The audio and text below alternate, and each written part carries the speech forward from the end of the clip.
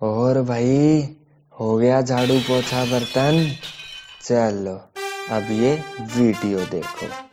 हमारी बुक में जो ये दो चैप्टर्स हैं, एक तो chapter number second era of one party dominance और chapter number fifth challenges to and restoration of Congress system. C B S E ने इन दोनों चैप्टर्स को मर्ज कर दिया और इनका नया नाम रखा है parties and party system in India. ठीक है, तो हमें दोनों चैप्टर्स को पढ़ना है। शुरुआत करते हैं era of one party dominance वाले से। पहला टॉपिक है चैलेंजेस ऑफ बिल्डिंग डेमोक्रेसी, कि आज़ाद होने के बाद इंडिया में डेमोक्रेसी इस्टेब्लिश करने के लिए क्या क्या चैलेंजेस आए। क्योंकि देखो, इंडिपेंडेंस सिर्फ इंडिया को नहीं मिली है, पाकिस्तान में भी इंडिपेंडेंस आई थी। 1949 में जाओगे तो चाइना में भी इंडिपेंडेंस आई थी। ठीक है, तो जगह जगह पटाखे फूट रहे थे इंडिपेंडेंस के नाम पे। लेकिन हर जगह जहाँ इंडिपेंडेंस मिली वहाँ डेमोक्रेसी नहीं आई, क्योंकि हर देश में अलग अलग तरह के लीडर्स थे। और कुछ देशों में जो लीडर्स थे उनका ये मानना था कि भैया हमारी कंट्री जो है वो डेमोक्रेसी को अफोर्ड नहीं कर सकती, क्योंकि डेमोक्रेसी में डिफरेंसेस होते हैं, डाइवर्सिटीज़ होती हैं, और ये डिफरेंसेस एट टाइम्स कॉन्फ्लिक्ट में कन्वर्ट हो जाते हैं। तो उन्हें लगता था डेमोक्रेसी नेशनल यूनिटी के लिए अच्छी नहीं होती, क्योंकि डिफरेंसेस होंगे, कॉन्फ्लिक्ट्स होंगे, तो इससे देश विभाजित हो सकता है। ये डर था लीडर्स को, हमारे यहाँ नहीं, अराउंड द वर्ल्ड की हम बात करें तो। ठीक है, तो उसी के चलते हर देश ने इंडिपेंडेंस के बाद में डेमोक्रेसी को अडॉप्ट नहीं किया है। जैसे अगर आप देखोगे तो चाइना में वन पार्टी सिस्टम आ गया, पाकिस्तान में भी शुरू में मिलिट्री रूल था काफ़ी टाइम तक। ऊपर वाले का शुक्र है कि इंडिया में ऐसा कुछ नहीं था। इंडिया के जो लीडर्स थे वो डेमोक्रेसी में बिलीव करते थे, और वो पॉलिटिक्स को प्रॉब्लम की तरह नहीं देखते थे, वो इसे प्रॉब्लम को सोल्व करने का एक जरिया मानते थे। ठीक है, तो इंडिया ने अपना कॉन्स्टिट्यूशन अडॉप्ट किया 26 नवंबर 1949 को। कॉन्स्टिट्यूएंट असेंबली के जो मेंबर्स थे इन्होंने इसको साइन किया 24 जनवरी 1950 को, और फाइनली हमारा कॉन्स्टिट्यूशन इफेक्ट में आया 26 जनवरी 1950 को। एक बात सोचो, हम आज़ाद हुए 1947 में, और हमारा पहला इलेक्शन हुआ था 1951-52 में। तो ये बीच के जो 4-5 सालों में इंडिया में क्या हो रहा था? इस टाइम पीरियड में इंडिया में इंतरिम गवर्नमेंट थी। इसमें जो कॉन्स्टिट्यूएंट असेंबली के मेंबर्स थे, ये लोग हमारा कॉन्स्टिट्यूशन वगैरह बना रहे थे इस टाइम पे। 1950 में इलेक्शन कमीशन बना, और सुकुमार सेन को पहला चीफ इलेक्शन कमिश्नर बनाया गया। इलेक्शन कमीशन बनने के बाद ये एक्सपेक्ट किया जा रहा था कि 1950 में ही पहले जनरल इलेक्शन हो जाएंगे, लेकिन ऐसा हुआ नहीं, क्योंकि इतने बड़े देश में इलेक्शंस करवाना कोई मजाक थोड़ी था कि मुंह उठाया और कह दिए इलेक्शंस हैं और हो गए इलेक्शंस। भाई, इलेक्शंस कंडक्ट करवाने के लिए सबसे इम्पोर्टेंट चीज़ होती है इलेक्टोरल कॉन्स्टिट्यूएंसीज को बनाना।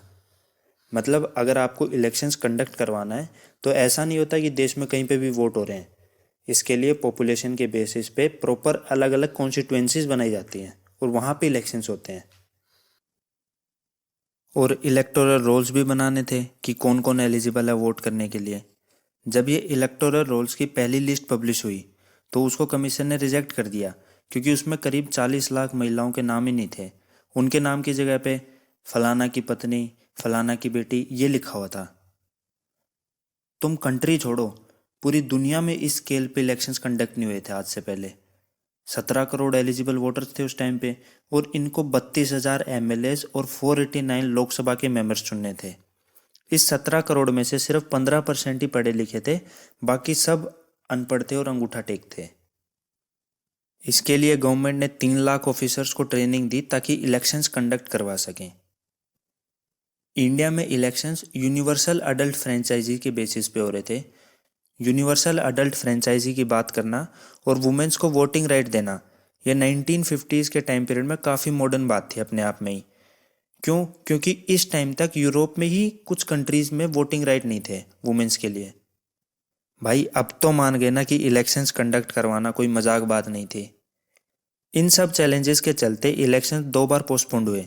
जहाँ 1950 में इलेक्शन करवाने की सोची थी वो फाइनली जाके हुए अक्टूबर 1951 से फरवरी 1952 में।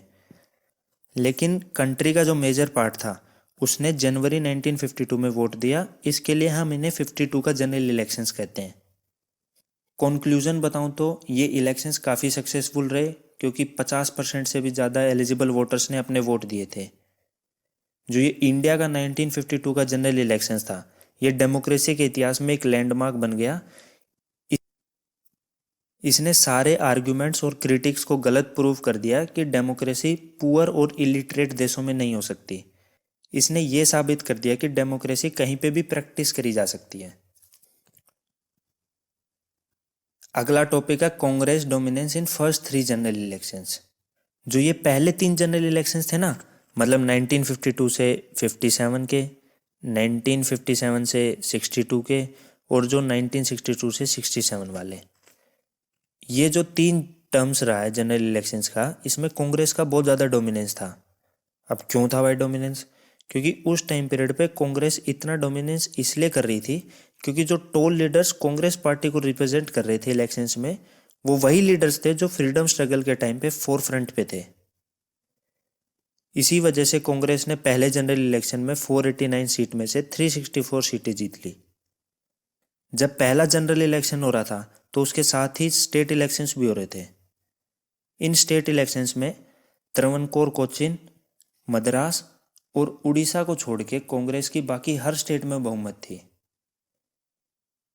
ये तो बता ही दिया था कि पहले 3 जनरल इलेक्शंस में कांग्रेस का डोमिनेंस था।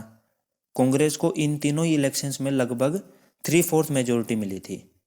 लेकिन स्टेट इलेक्शंस में कुछ केसेस में कांग्रेस को जीत नहीं मिली। जैसे बताऊं तो केरला में जो 1957 का इलेक्शंस था केरला का, इसमें कांग्रेस की बजाय कम्युनिस्ट पार्टी ऑफ इंडिया को जीत मिली थी।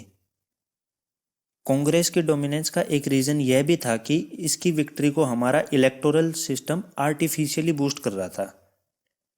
इस चीज को ऐसे समझो कि एक कंट्री में 10 सीट हैं तो इसमें से 8 अलग अलग पार्टीज ने एक एक सीट जीती और एक पार्टी है, इसको मान लो तुम कांग्रेस, इसको 2 सीट मिली तो 20% वोट से ही कांग्रेस को जीत यहाँ पे मिल गई।